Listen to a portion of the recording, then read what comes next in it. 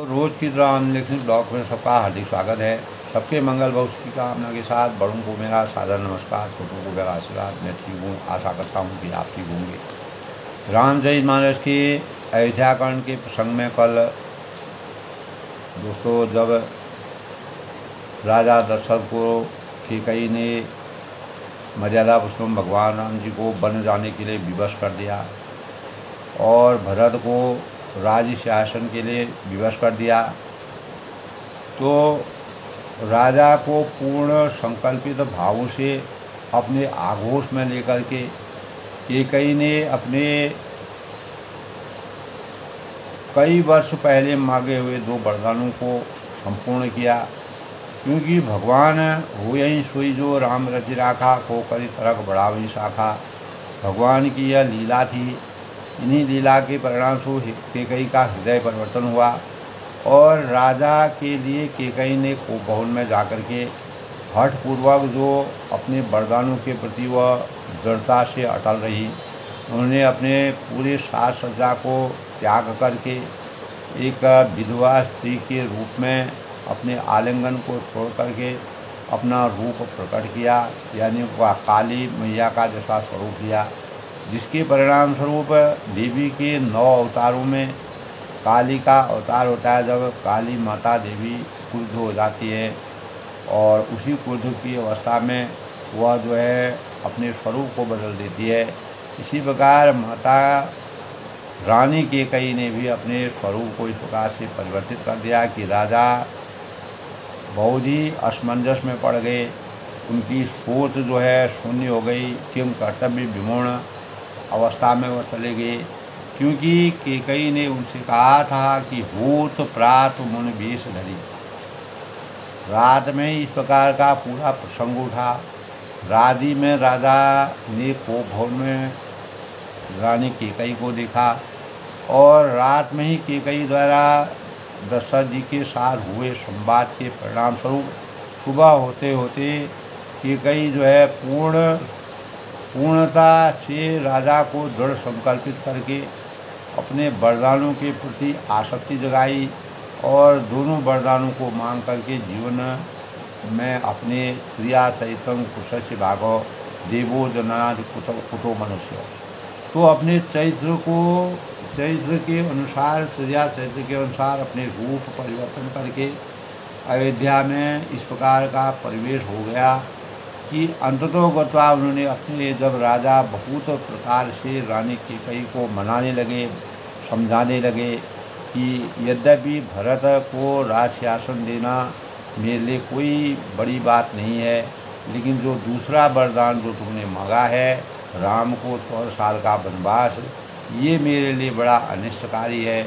क्योंकि भगवान राम के बिना चौथेपन में पुत्रों की प्राप्ति के पश्चात भगवान राम को मैं रात दिन अपने सामने देखना चाहता हूँ।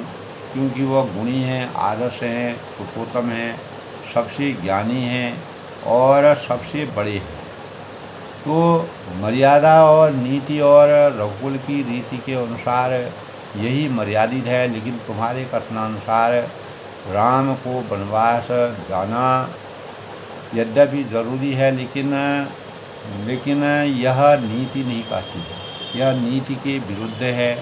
तो तब उन्होंने कहा, जब राजा कैसे भी नहीं माने, राजा बार बार अपने अनेक प्रकार के उदाहरण दे करके सोच समझा करके विनय करके अनुरोध करके रानी को प्रसन्न करके अनेक भावों से उन्होंने उनको समझाया, लेकिन रानी के अंतःकरण में हृदय परिवर्तन के परिणाम स्वरूप मंत्रालय कूट कर जो भाव उनके अंतःकरण में कार्य थे कौशल्या के प्रति, रामचंद्र के प्रति और अनेक अपने निजी सुख के लिए मंथरा ने जिस प्रकार का परिवर्तन करा दिया, हृदय परिवर्तन, उससे कैकेयी में के अंतःकरण में विश्वास की धारा जागी।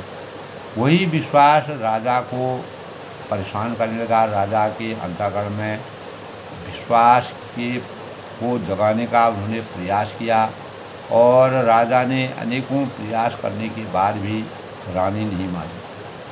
तब रानी ने अंततोगत्वा कहा, होत प्रातु मुनि वेश धरी जो न राम बन जाए।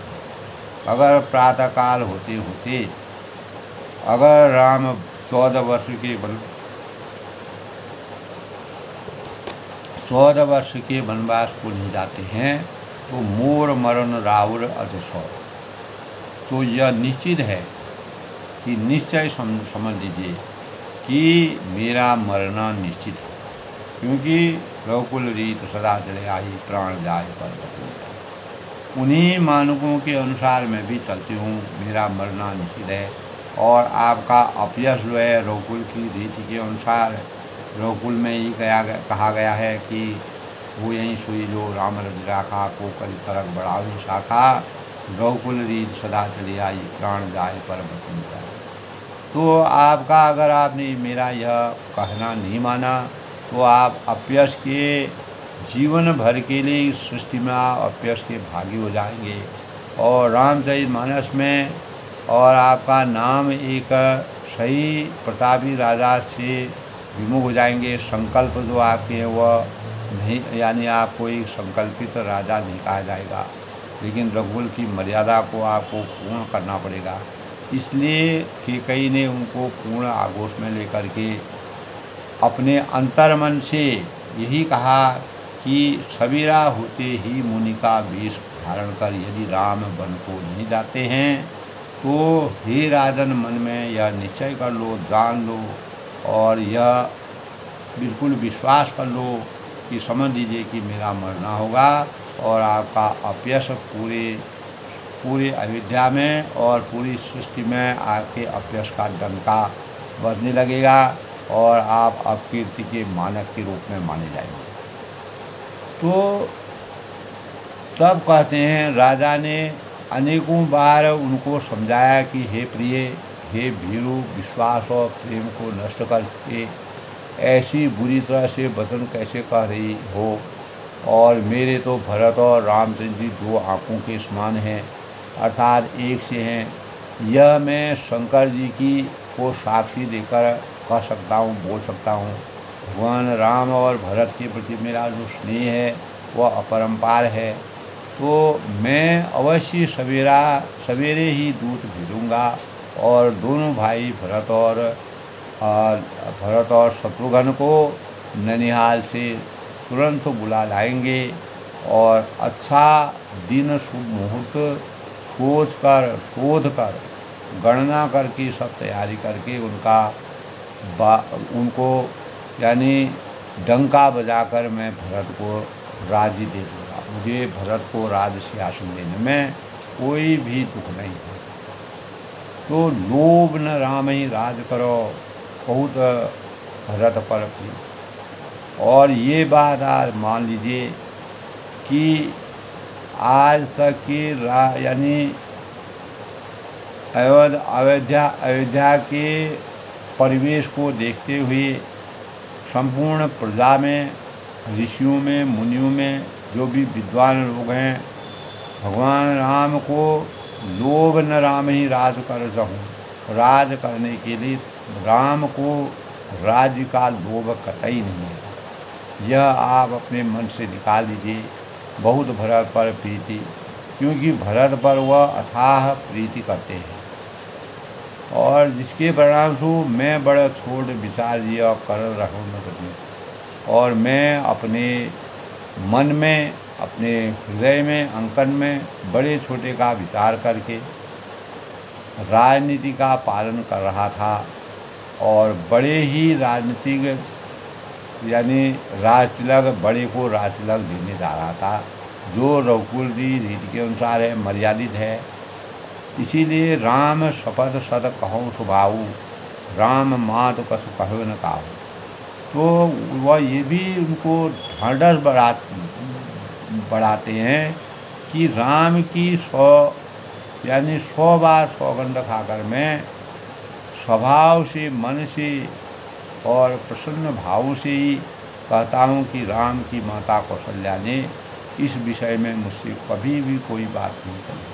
तुम्हारे अंतःकरण में ये भय है, ये संशय घुसा है, इसी संशय के परिणाम स्वरूप और तुम्हारे अंतःकरण में किसने विष घोल दिया है, जिसके परिणाम स्वरूप मैं कौशल्या और रामचंद्र के प्रति तुम्हारी निराशा जग गई है, तो अवश्य ही ते ही तय परऊ मनोरथ सूझे।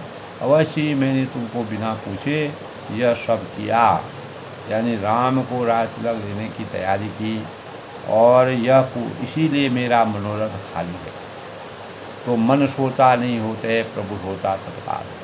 भगवान की जो मर्यादा हुई हो यही सोई, जो राम रति राखा को कई तरह बड़ा भी शाखा। तो जाको प्रभु जी दूध देते हैं, ताकि मत्ती पहले हर लेते हैं। तो केकई की मत्ती में कुठाराघात आ गया, किस तब अब क्रोध छोड़ दो। फिर भी राजा कहते हैं कि इतना करने पर भी अपने क्रोध को त्याग दो, मंगल साज अपना सजाओ। कुछ ही दिनों बाद भरत युवराज हो जाएंगे, और यह भी बात पक्की है, मुझे दुख लगा कि तूने दूसरा वरदान बड़ी अड़चन का मांगा।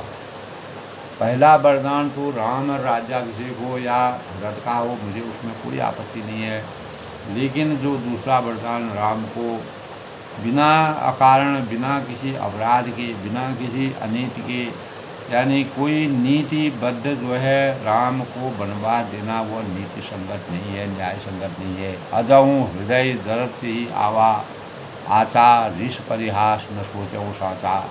कछु तजी रोष राम अपराधो, सब को कहो राम सुरसाधो। यानी उसकी आँच से अब भी मेरा हृदय जल रहा है, और यह जिंदगी में क्रोध में अथवा सचमुच ही वास्तव में सच्चा है। क्रोध को त्याग कर राम का अपराध तो बताओ, क्या अपराध उन्होंने किया है, किस कारण से उनको 14 साल का वनवास दें। सब कोई, हाँ तुम्हारे 2 वरदान हैं, लेकिन इन वरदानों को त्याग करके कोई दूसरा भी मांग सकते हो। सब कोई तो कहते हैं कि राम बड़े साधु हैं, सज्जन हैं, मर्यादित हैं, और मानकों के अनुसार चलने वाले हैं, लोककुल की रीति के सबसे बड़े उपासक हैं। तो तू स्वयं तब कहते हैं कि तहु सरासई करह स्नेहु, अब सुनि कोई भयउ संदेहु, जा स्वभाव हरि अनुकूला, शोक में करे माता परिकुला। तो तू स्वयं भी राम की सराहना करती हो और उन पर स्नेह किया करती हो। अब वह सुनकर मुझे संदेह हो गया है कि तुम्हारी प्रशंसा, स्नेह झूठा नहीं हो सकता। झूठे न थे जिनका स्वभाव शत्रु को भी अनुकूल है, वह माता के प्रतिकूल आचरण क्यों करे। क्रिया हास विष करियहूँ, मांग विचार विवेक। अनेकों प्रकार से केकई को राजा समझाते हैं कि हे प्रिय, हंसी और क्रोध छोड़ दे, और विवेक का इस्तेमाल करके, विवेक का प्रयोग करके, उचित और अनुचित को समझ करके, विचार कर, मंथन कर मांग कीजिए, जिससे अब मैं नेत्र भरकर भरत का राजाभिषेक देख सकूं। तो मछली चाहे बिना पानी के जीती रहे। तब केकई कहती है, जिए मीन बरोबार विहीन। इस संसार में जो, यानी उन्होंने कहा कि अनहोनी को होनी कर दे, होनी को अनहोनी, यानी जिए मीन बरोबार विहीना। यद्यपि मछली बिना पानी के भी जीवित रहती हो हजारों साल तक, मणि बने फल के जिए दुख दीना। और मणि यानी बिना मणि के दीन दुखी होकर जीता रहे। सांप जो है अगर बिना मणि के अपने जीवन को जीता रहे, कहूँ स्वभाव न छल मन माही, परंतु मैं स्वभाव से ही कहता हूँ, विचारता हूँ, सोचता हूँ कि जरा भी छल रखकर नहीं, क्योंकि मेरा जीवन राम के बिना नहीं, राम के बिना मेरा जीवन अधूरा है। तो समझे इस प्रकार ही चतुर्प्रिय जी में समझो, बूझो, देखो, मेरा जीवन श्री राम के दर्शन के अधीन है।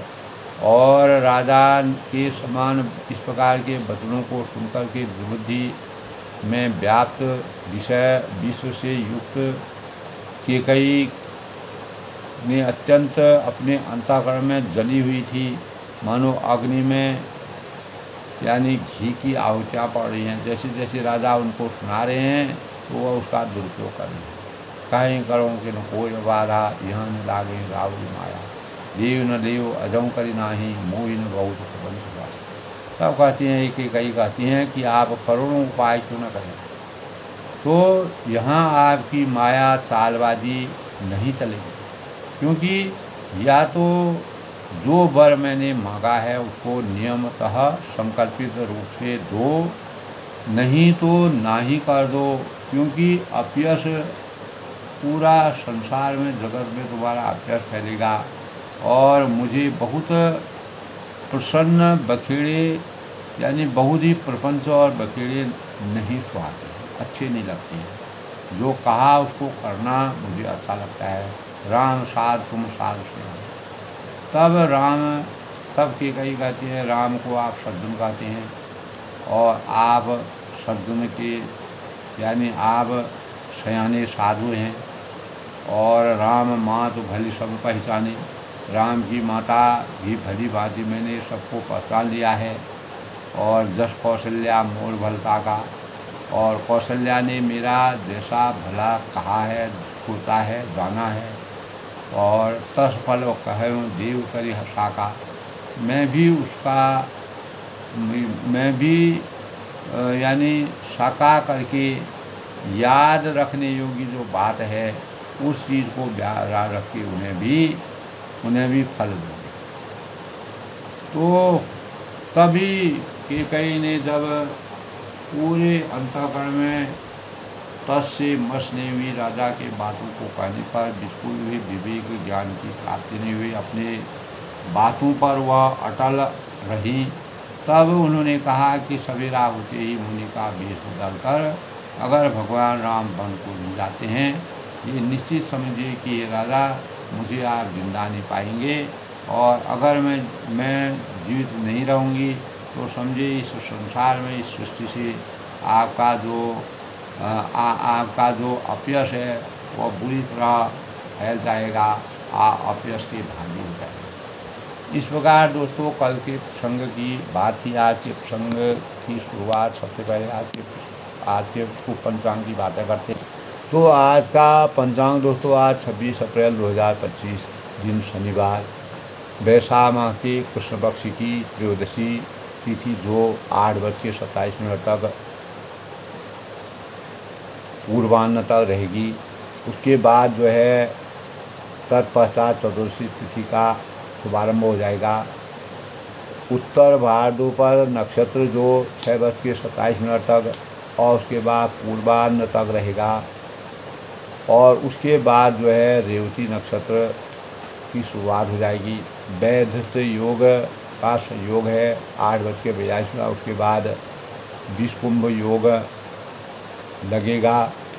और विक्रम संवत 2082 संवत 1947 सिद्धार्थी नाम संवत्सर सूर्य उत्तरायण में।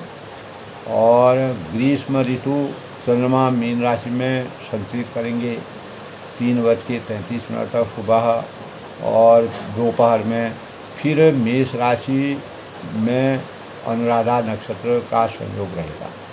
तो आज के शुभ मुहूर्त की बात करें तो आज का अभिजीत मुहूर्त 11:53 से 12:45 तक और रहेगा। और अमृतकाल आज दोस्तों 1:31 से 2:56 तक। ब्रह्म मुहूर्त आज 4:24 से 5:12 तक। आज का राहु काल 9:02 से 10:40 तक पूर्वाह्न। सूर्योदय आज 5:45 का, सूर्यास्त 6:53 तक। अमृतकाल आज 1:31 से 2:56 जिसका शुभ कार्य शुभ मुहूर्त आज शादी है, विवाह है। और अनेकों शुभ मुहूर्तों के कार्य यानी 11:53 से 12:45 तक इस प्रकार का संयोग है। आज शनिवार का दिन है। ओम शम शनिसाय नमः का जाप करना शुभकारी माना गया है। और शनिदेव कलयुग के देवता माने जाते हैं। शनिवार की प्रवृत्ति दारुण होती है। यह भगवान यानी भैरव और शनिदेव की पूजा का दिन है।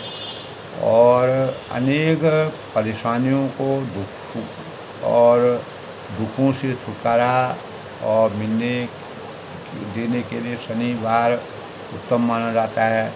शनिवार को पीपल के पेड़ के नीचे दीपक जलाकर शनि की प्रार्थना परिक्रमा करनी चाहिए।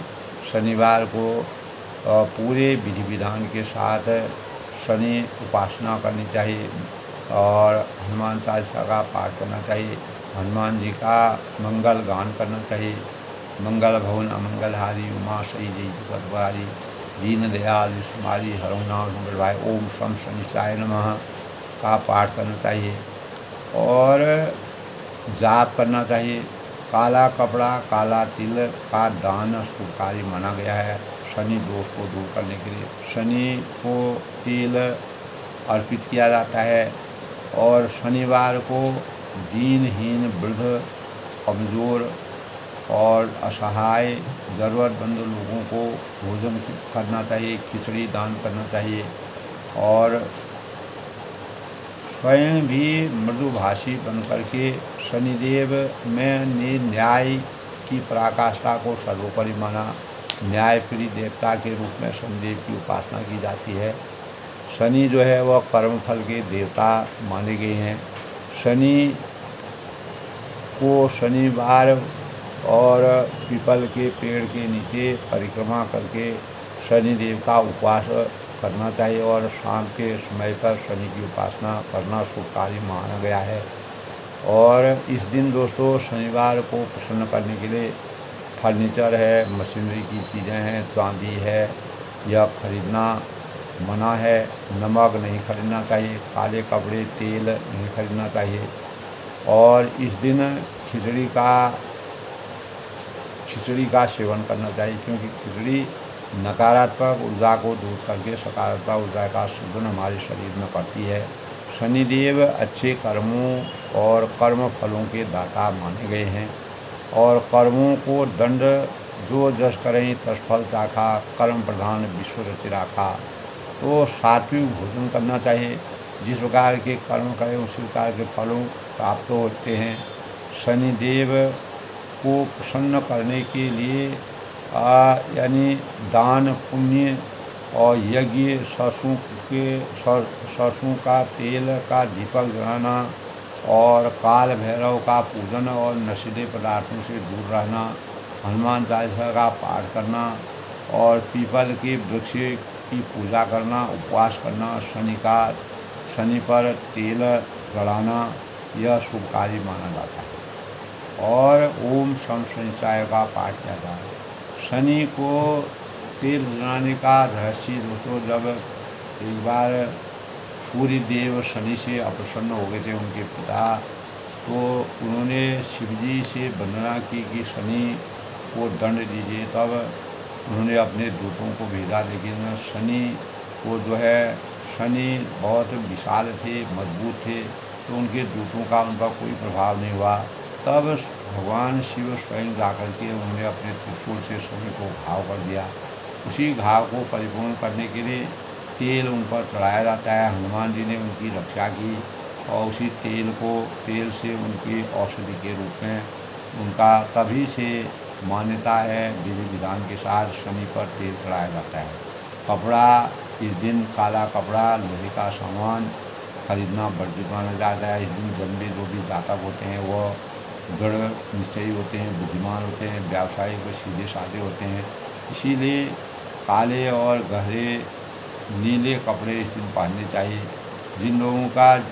जिन साधकों का शनि दोष होता है तो उनके शनि दोष को पूर्ण करने के लिए भगवान शनि का विधि विधान के साथ पूजन करना चाहिए। उनके पीपल के पेड़ की परिक्रमा करके और शनिदेव की आराधना करनी चाहिए। तभी हमारे जीवन में शनि जो है शुभ फलों के प्रदाता माने। राजा से अनेक बातों के लिए प्रतिबद्धता व्यक्त की। राजा जब बहुजी विवश हो गए तब अस कहीं कुटिल भई उठ ठाड़ी, मनो रोष तरंग ने डाड़ी, पाप प्रहार प्रकट भई सोई, भरी क्रोध जल जाए न जोई। यानी ऐसा कहकर यानी रानी कैकेयी ने कहा कि सवेरे होते ही भगवान राम अगर वन को नहीं जाते हैं बदकल वस्त्र और मुनि वेश में, तो मेरे को जिंदा मत जानिए और इस अपयश के भागी आप हैं। एक इस प्रकार से उनको भयभीत कर दिया कि पाप प्रहार प्रकट भई सोई। तब उन्होंने कहा कि वह नदी पाप रूपी पहाड़ से प्रकट हुई है। और तब राजा के अंतःकरण में भरी क्रोध जल जाए निकली और ऐसी भयावह है कि देखी नहीं जाती।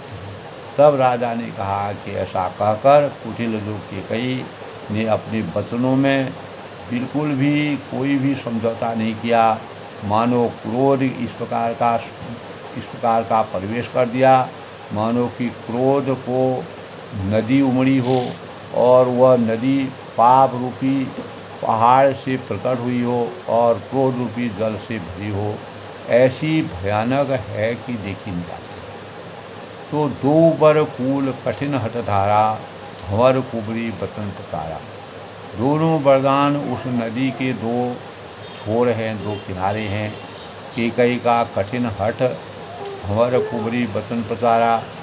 हठ ही उसकी तीव्र धारा है। ठाहत भूप रूप तरु मूला, यानी वह क्रोध रूपी नदी राजा दशरथ की वृक्ष की जड़ मूल से ढाती हुई और चली विपत्ति बारिथी अनुकूला। ऐसा लग रहा है कि विपत्ति रूपी समुद्र की समुद्र सीधा चला आ रहा है, इस प्रकार का परिवेश हो गया है। लखी नरेश बात पूरी साथी। तब राजा ने समझ लिया कि बात सचमुच ही वास्तव में सच्ची है। तीय मिस मीच सीय तब नाथी। स्त्री के बहाने मेरी मृत्यु ही सिर पर नाथ रही है। जब इस प्रकार का आसार होता है तो कोई भी कार्य जो है में अनुकूल प्रतिकूलता की तरफ बढ़ती हैं और कोई भी संयम नियम नहीं रहता है। रानी ने अपने कटु वचनों से इस प्रकार से विषाक्त कर दिया कि राजा बहुत ही दुखित हो गए। गही पद विनय कीन बैठारी। तदंतर राजा ने कैकेयी के चरण पकड़कर उसे बिठाकर विनती की कि तू सूर्यकुल रूपी वृक्ष के लिए कुल्हाड़ी मत बन, यानी तुम जो कुल्हाड़ी का काम कर रहे हो इसके लिए तुम्हें आगे पछतावा होगा, यह समय आने पर दिखेगा। लेकिन मांग मात अभी देव कोई, तू मेरा मस्तक मांग ले तो मैं अभी तुमको दे दूँगा। राम विरह जनि मार हुई, पर राम के विरह में मुझे मत मार। जिस किसी प्रकार से हो तू राम को रख ले, नहीं तो जन्म भर तेरी छाती जलती रहेगी। इस चीज़ का पछतावा तुमको हमेशा होता रहेगा। पूरे रामचरित में कैकेयी के चरित्र को इतना पूरे तुलसीदास ने इस प्रकार से वर्णन किया है। राजा के द्वारा अनेक प्रकार के अनुरोध करने पर, विनय करने पर जब कैकेयी नहीं मानी, तब राजा ने कहा कि नहीं तो जलकर तेरी छाती जलती रहेगी हमेशा। इस प्रकार का जो पश्चाताप तुमको करना पड़ेगा, प्रायश्चित तुमको करना पड़ेगा। देखी व्याधि असाध्य न पाओ। तो राजा ने देखा कि रोग असाध्य होते हैं, अनेकों ऐसे रोग होते हैं जिनका कोई इलाज नहीं होता है। नृप परे हूँ धैर्य धुमा। तब वे अत्यंत आर्तवाणी से हाराम कहते हैं।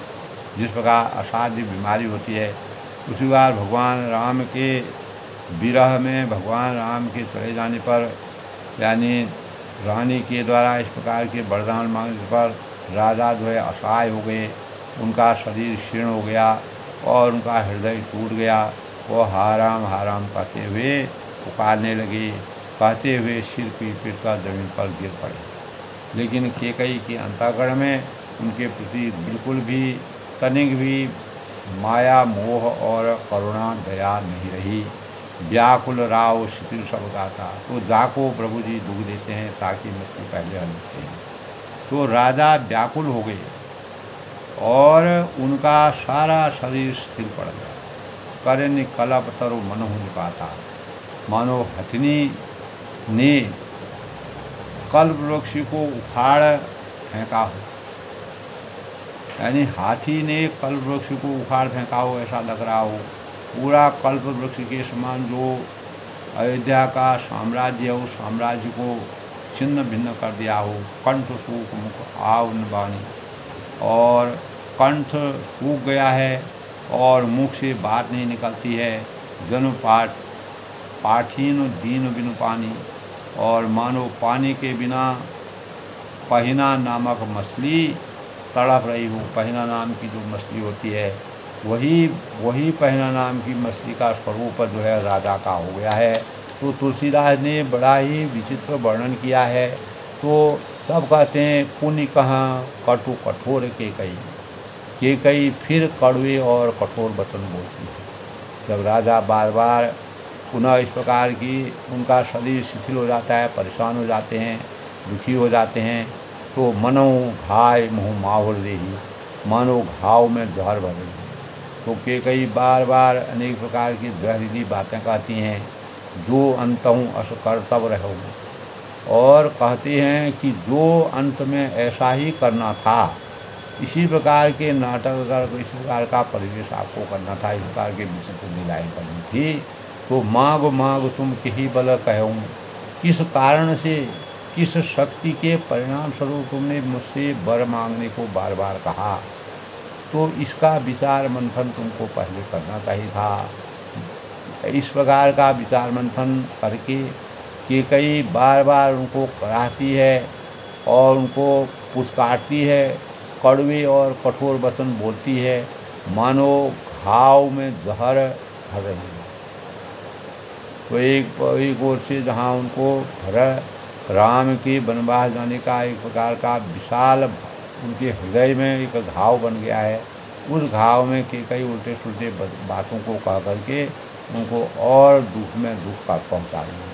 दुई की होई एक समय भुआला, हे राजा ठाका मारकर हंसना और गाल फुलाना, हंसब ठहाय फुलाए हूँ गाला, क्या ये दोनों एक साथ हो सकते हैं?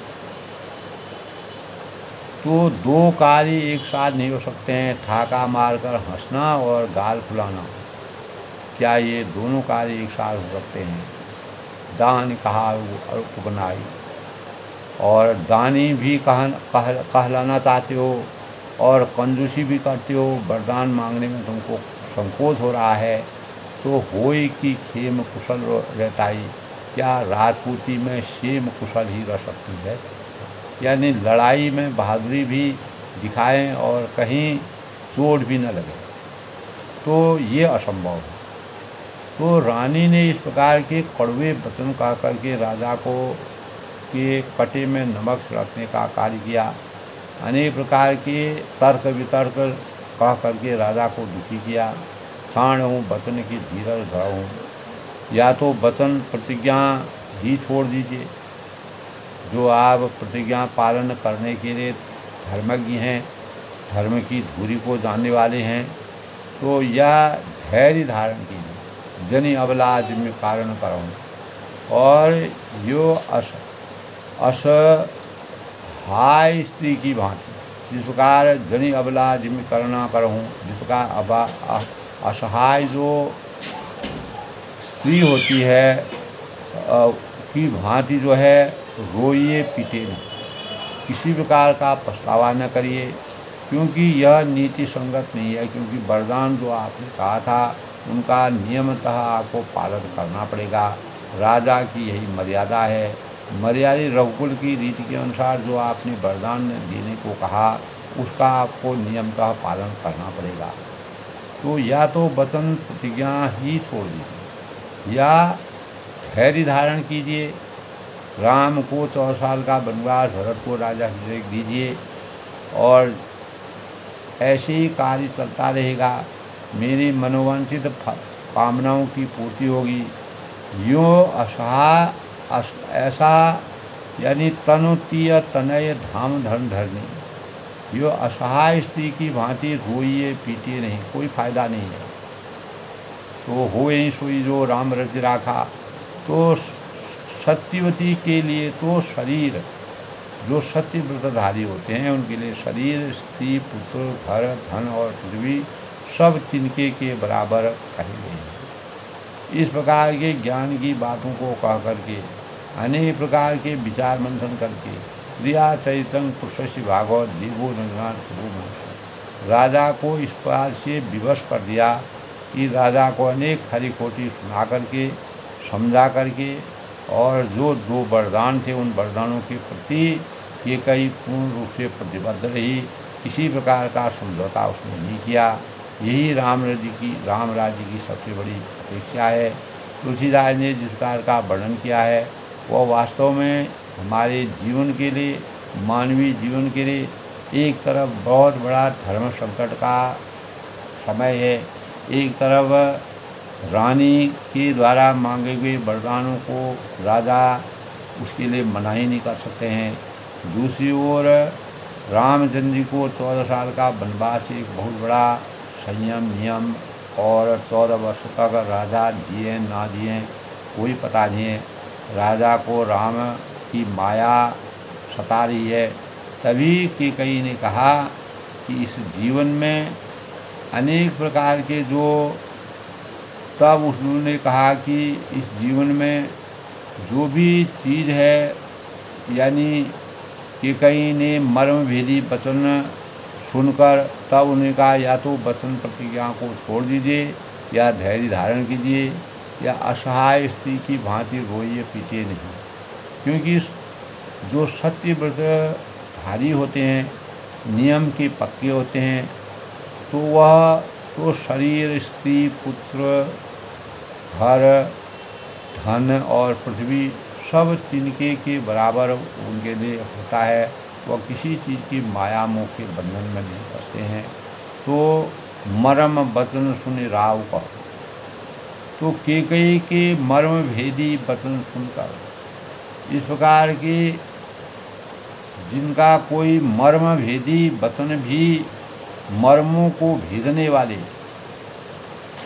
जब कैकेयी ने कहा कि इस संसार में स्त्री है, शरीर है, पुत्र है, घर है, धन है, पृथ्वी है, सब तिनके के बराबर होते हैं, किसी प्रकार का मोह किसी में नहीं होना चाहिए। राजा को मर्यादित बातें कहते हुए मर्म वचन सुने राव कहो। राजा जो है कैकेयी के इस प्रकार के मर्म भरी वचन सुनते हैं तो क्या होता है, पशु दोष न तोड़, कहा कि तुम्हारा कोई दोष नहीं है, चाहे कह तेरा कुछ भी दोष नहीं है, और लाग हूँ तो ही 50 दिन, मेरा काल तुझे मानो 50 होकर लग गया। यानी मेरा काल तुम्हारे अंदर घुसा हुआ है। जब तुम्हारी इच्छाएं पूर्ण हो जाएंगी तभी वह काल तुम्हारे भीतर से मेरे शरीर को भेदेगा, जिसके परिणाम से मेरी मौत हो जाएगी। मेरा काल तुझे मानो 50 होकर लग गया है। जिम काल कहावत मुँह, वही तुझसे यह सब कहला रहा है। जो बातें तुम कर रही हो उसी के वह मर्म भरी जो बातें तुम कर रही हो का संचार हो रहा है। तो चहत न भरत भूपत ही मोहरे, विधि बस कुमति बसी जिय तोरे, सो सब मोर पाप परिणामों भयं कुठार जे विधि। तो भरत को भूलकर भी राज पर नहीं चाहते, ये निश्चित समझो। और विधि बस कुमति बसी जिय तोरे, होनहार बस तेरे ही जी में कुमति आ गई है। भरत को तो कोई लालसा ही नहीं है। और सो सब मोर पाप परिणाम, और यह सब मेरे पापों का परिणाम है। मैंने उस जन्म में कोई पाप किए होंगे, उसका मुझे पश्चाताप करना पड़ा है।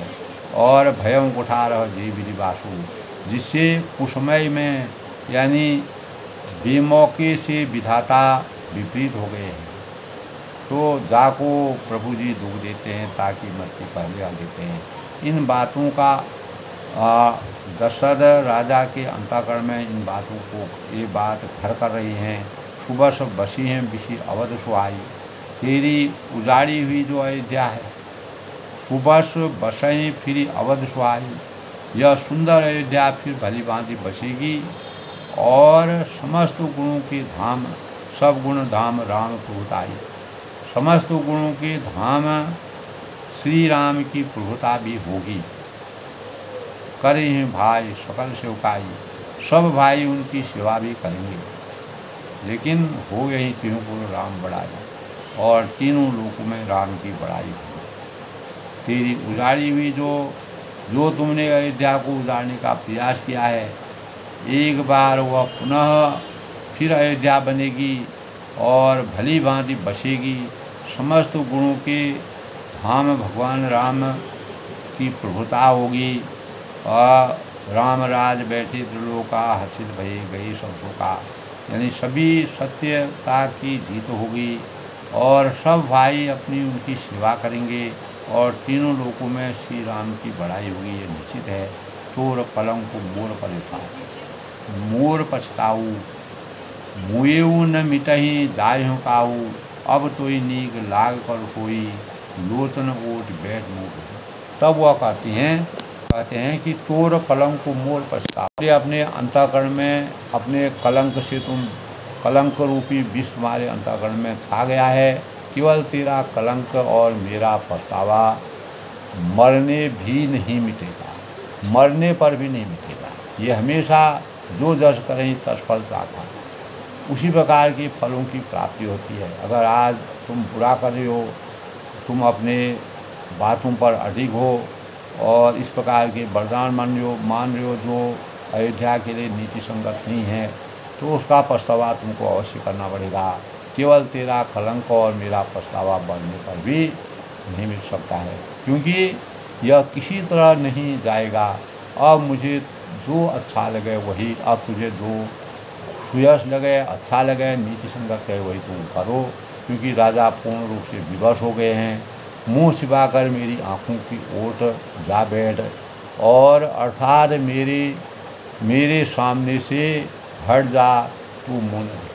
तो राजा जो है अंतरोगत्वा उनको वरदान दे करके पूर्ण रूप से आसक्त हो गए और वह कैकेयी से रुद्ध हो गए, नाराज़ हो गए और उन्होंने पूरे वरदान देने के लिए सहमति व्यक्त की और राजा बहुत ही सहम गए, दुखी हो गए। जब लगी ज्यों कहूँ कर जोड़ी, प्रिया चैतंग पुष्टि भाग जीवो निनाद कुतो मनुष्य। जब लगी ज्यों करहूँ कर जोड़ी, मैं हाथ जोड़कर कहता हूँ। पुनः राजा कहते हैं कि मैं हाथ जोड़कर कहता हूँ।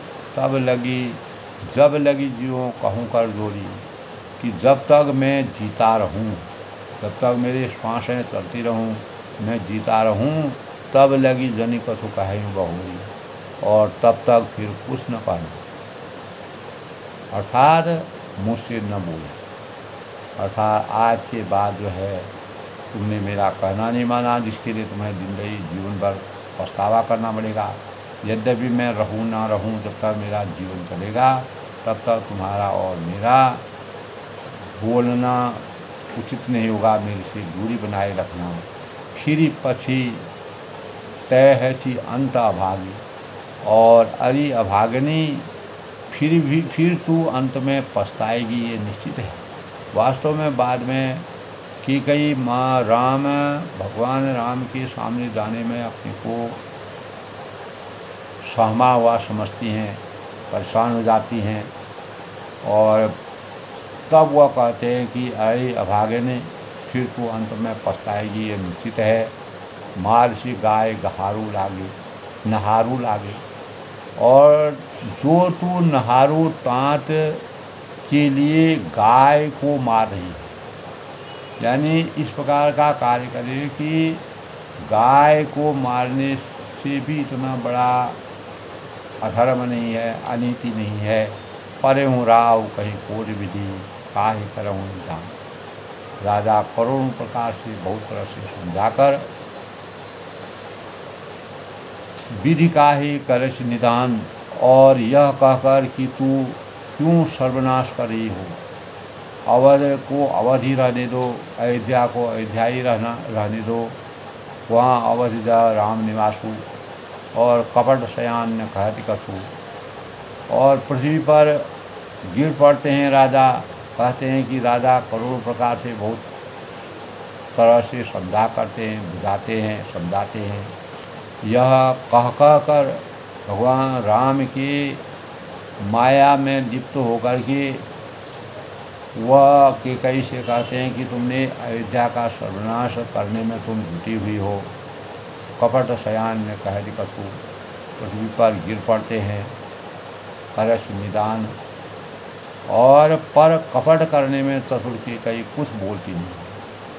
इतना विवश करने पर राजा के अनेकों बार प्रेम की बातें, दया की बातें, नीति की बातों के रहस्यों के अनुसार जो राजा ने बातें की, उसका तस से मस कोई भी प्रभाव के कहीं के अंतकरण में वो अपनी बातों में अटल रही।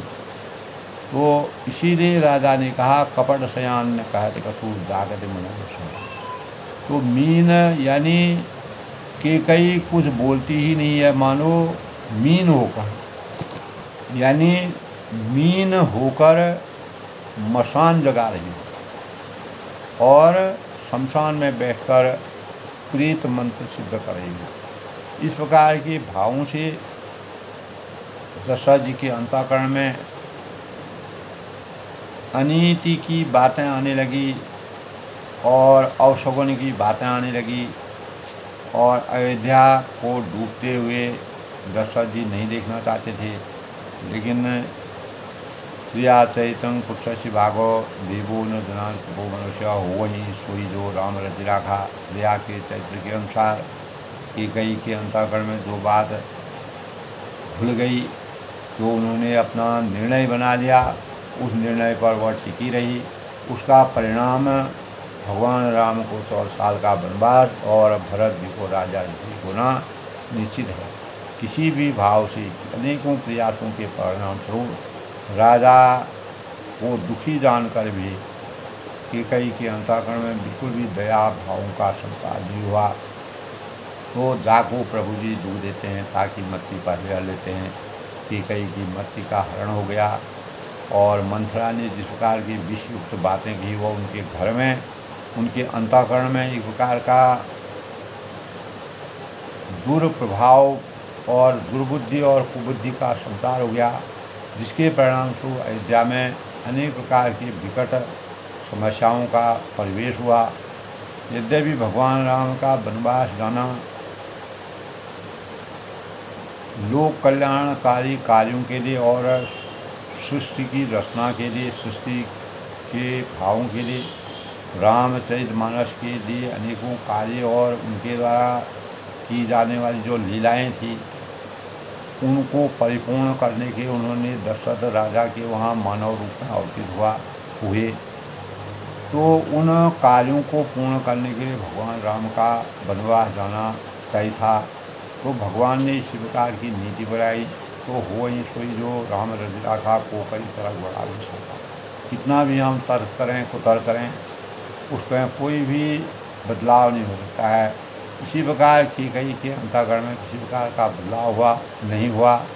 राजा सहम गए, विवश हो गए और उन्होंने अपने आप को विवस्था में घोल करके अपने संकल्पों के अनुसार 2 वरदान दे करके कैकई को की आसक्ति को जगा करके कैकई से हमेशा गिरे। जब तक सांस में सांस है तब से उनसे दूर रहने की प्रेरणा दी। तो गलत विचारों से मन कैसे टूटता है, यही भाव हमारे अंतःकरण में आते हैं। तो हमें अपने जीवन को सार्थक बनाने के लिए समझौता और नीति संगत बातें करनी चाहिए। यही रामचरितमानस की हमें प्रेरणा मिलती है। इसका क्या परिणाम होता है वो आगे के प्रसंग में है। तो आज के रामचरितमानस के अयोध्याकांड के प्रसंग में यानी दशरथ जी और कैकई के बीच में जो संवाद हुआ, उस संवाद की जो प्रसंग हैं उसके संबंध में हमें विचार मंथन करना चाहिए। कभी भी अपने जीवन में इस प्रकार के कार्यों से बचना चाहिए। तो मैं जय श्री राम के साथ सबके मंगल की कामना करता हूँ। सबका जीवन राममय बने और हम समर्थवान बने, धैर्यवान बने और अपने मानवता के धर्म का प्रयोग करते हुए रामचरित मानस में तुलसीदास ने इन्हीं भावों का स्वीकार किया है। सबके मंगल भाव की कामना के साथ सब लोग सुखी रहें, खुश रहें, प्रसन्न रहें।